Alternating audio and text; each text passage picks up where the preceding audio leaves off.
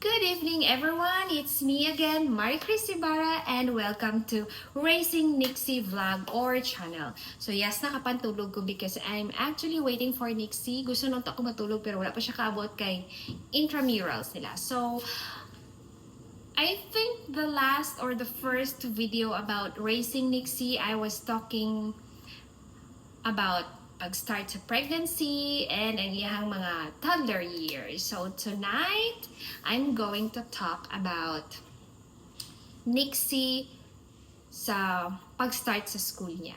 So actually, si Nixie started going to school at the age of I think 3 or almost 4 years old or 4. Nursery siya during that time, and you know what? Problemado kay siya nga estudyante. I mean, not negative ha. Maugtas ang teacher because she's so talkative, she's so hyper, and she doesn't listen to the teacher. I mean, like during lesson time, magdula siya. Mo crawl siya sa salog. Kaya matingala ko magsundo siya, ano nangyari sa'yo? Ba't ang dumi-dumi ng socks? Ba't dumi ganito, ganyan, blah, blah, blah. So maglagot ko. So kay di alali maglabaw socks no, niya white ang socks. And then, kasi naglaro ako, mauna na ihang ito bag. And then storyahan ko sa teacher, Mami, si Kylie ba? My Nixie's real name is Kylie Nicole. So, wala ang teacher, Mami, si Kylie ba? Hyper ka, ayaw dinigit siya, Mami na. Kabalo ka pa, Mami, ginabutang na ako siya sa corner, patindugon sa corner, patindugon sa front, itapad siya sa mga hilumon na student, ang ending ang hilumon maging tabian tungod kay Nixie because digit siya undang storya daw. Mahimuot tanong ko pero maulaw ko sa teacher kay ana siya kababaing bata, diba? Makasabot po siguro kong lalaki. Pero wow, my god. Pero ang one thing lang jud ganahan sa teacher no nga nganong dili masuko kay Nixie sa kakiat niya sa hyper niya. Imagine ni mo dagan-dagan siya sa palibot sa room, mo crawl, ana gud ibutang siya sa front, ibutang sa likod, ipatindog sa corner, patindog sa front. No effect kay Nixie. Kay hyper gud siya. Pero pag once i-ask siya sa teacher, right away maka-answer siya. So ana iyang teacher na auditory jet si Nixie. So abi nang wala na siya naminaw, bisag busy siya dula or chika sa iyang mga classmates, i-ask siya, maka-answer siya. Naminaw nagsigig dula, nagsigig istorya, pero pag on the spot na ko siya ask, tama yung answer. But I am very thankful kasi giyatagan kog smart na kiddo. Even until now, achiever dyan ako anak. So, mana sa akin. After sa nursery years ni Nixie, kay since very smart pag siya na ang teacher, sa teacher, gimitin ko niya and told me that, Mami, is it okay? Kasi gipabasa na ko si Kylie ba? Makabasa na good siya. And kitudlo, is it okay na ipa-exam na ko siya para ma-accelerate siya na instead, yes, I know maka-identify siya ani-ani, mag-studying sa balay, ana. Pero wala po ko kabalong yung ana na iyang, ana siya ka-advanced. And guess what? After exam, pagsunto na ko kay Nixie, perfect niya tanang subject. Mami, magaling talaga si Kylie. Happy kayo ko na nakaskip mig 1 year. Naka-less me situation.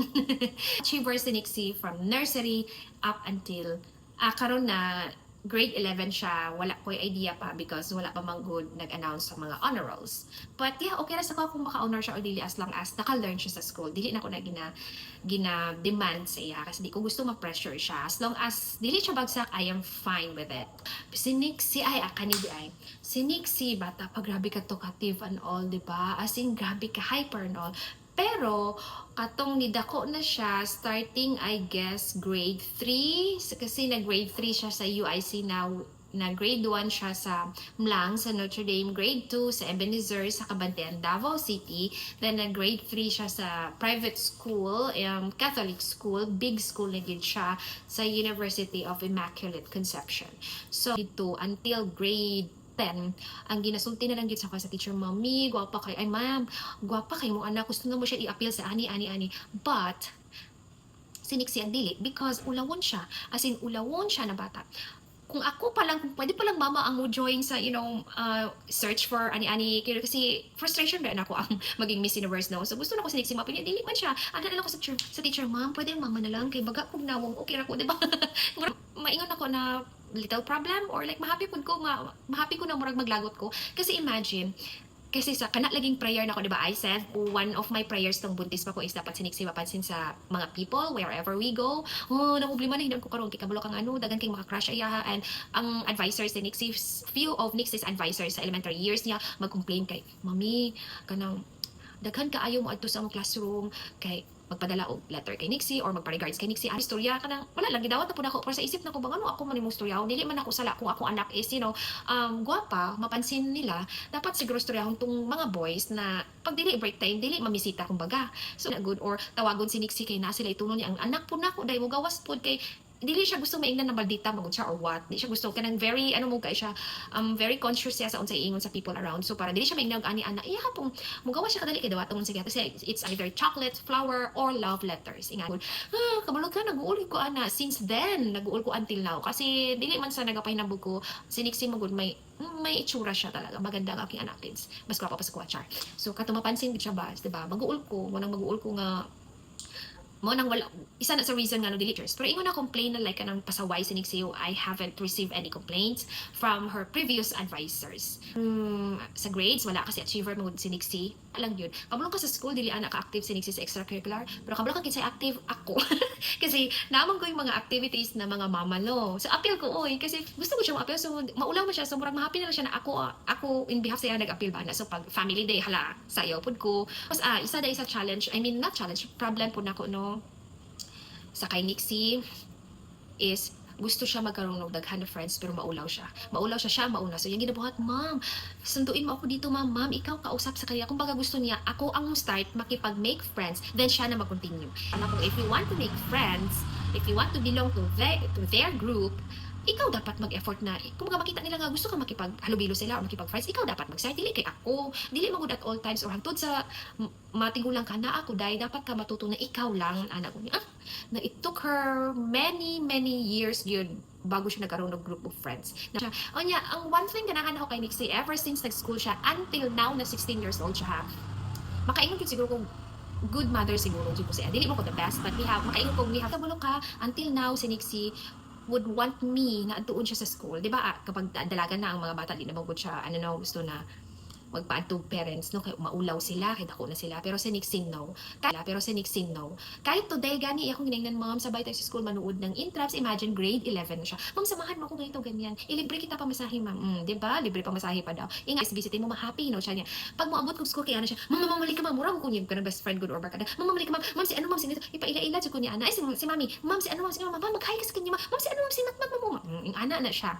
Makinikot po ko ba, gana ko, ay, dili mo ko ingon ani, og relationship sa akong mama. So, my mom and I, iba among relationship. Away nun sa akong mama. So, dili po ko open sa akong mama kasi nag-intro pa lang akong mama na suko na. So, di ba, ang ending, gusto ka mag-share, gusto ka mag-consult, fear imong unang ma-feel. So, di na kapanay story sa mama. Kaya nag-intro ko ay siguro si Nixie, kampante or happy siya nga, ipaila-ila ko sa iyong mga friends, ipastorya sa iyong friends, imagine nyo, my God, layo, may mga age gap. Pero, yes, ang butan po, makabalon po ko makihalubilo sa mga edad nila. So, muna mo ingon niyang classmates or friends na, kung lagi ang mami mo no mo ana agad sila because kaya nako makisabay sila so if you watch chika sila mga crush dula making dula sad ko ingana jud ko like even sa mga toddlers wala making dula ko amot wala lang jud siguro ko buot matanggamay kay ko utok so naisip na ko na I think pakaingon ko I am a good mom kasi okay ang relationship ni of course na may mga away di man jud ko naana siya ginakip na secret pero dili ko kaingon or maybe siya dili kaingon nga mahadlok or like masamukan sa mga kakulitan ning ana pero kanang makaingon jud ko proud ako anak na ako yung mama kasi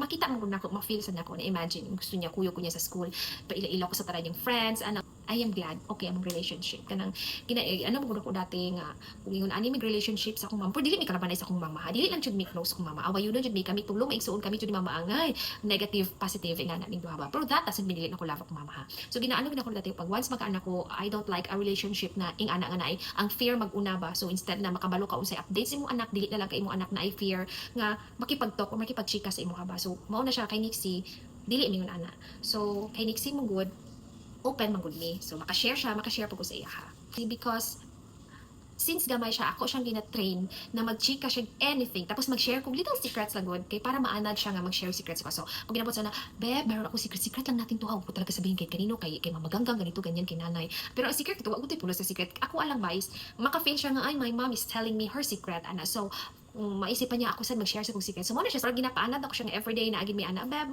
what's your secret? Or may chika ako sa'yo, ana, agin na siya. Sundon ako sa'yo, oh, how's your school? May chika ka? May chismis? Ginaana na ako siya up until now. Ihang mga friends din, hadi naman siya storyahon, makaisipan niya, I have my mom na makachika na ko. I can share, look mag-share sa ko. Kabalo mong dyan ko kadili man niya tanan. Bisa kinsan anak ni ba, di magiging ila ma-share tanan sa ilang mama kasi naagin sila, kung dili ulaw, hadlok. Diba? But somehow, I can say na marag 80% makashare dyan sa Nixie sa ko. Glad na ko nga ato ako ang way of teaching Nixie or, yes, nga to teaching pagpadako kay Nixie, raising Nixie I meaning ato nga gina-start ako siya nga na ako'y secret gina-tell, gina-chika na ko siya everyday. So nadala niya until now 16 years old siya. So else pag video call lang na siya sa ko nga na siya sa school mo, mami chika ko mama ganito ganyan ganyan magbaritest namin duha. So mo na siya karon sa inyo ha, sa inyo ha mga moms, labi na mga moms na bag-o lang naging mama. So ako ang mai-share sa inyo is pag magdako ninyong anak, like maybe 3 years old din ha mo mag-start kay 3 years old at ako nag-start kay Nixie og ginana nga. Try to share little secrets sa ilaha, tapos chika-chika sa ilaha everyday na buhata para inyong anak maanad. Ako ang gubati Nixie and somehow it did work. Ito lang, so till next video.